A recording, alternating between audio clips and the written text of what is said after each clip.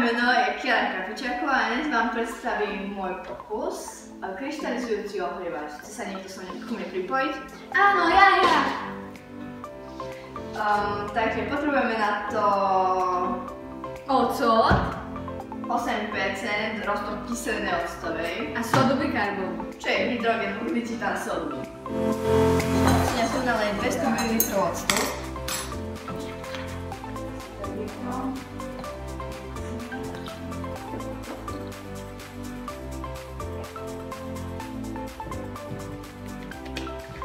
A postupne nasýp 20 g soli.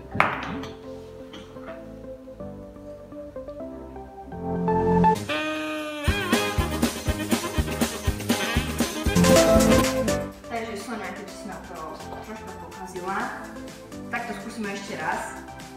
Takže... prečo to vlastne šumelo?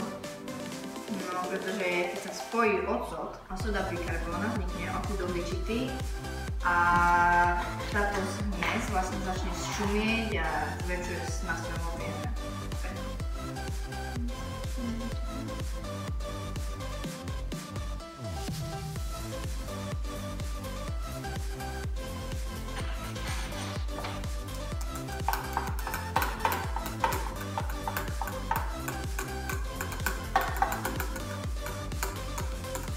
A takto vlastne postupne budem pridávať sodu bikarbónu.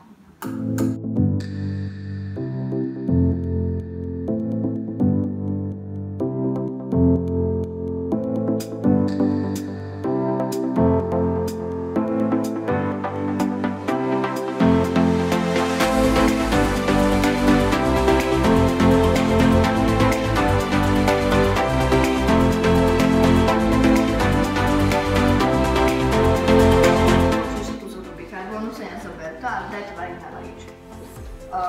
Nechaj to variť, až kým sa na povrchu nezačne robiť film kryštálikov.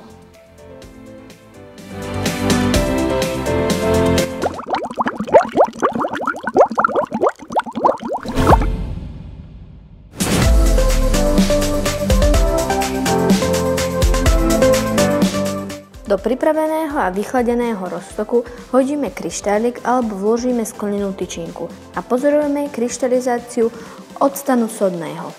Zároveň sa uvoľňuje teplo, ide teda o exotermickú reakciu.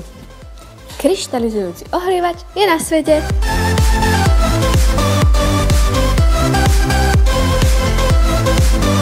Teraz budeme vytvárať vlastne sošky.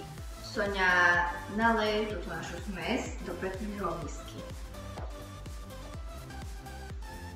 Pomaličky a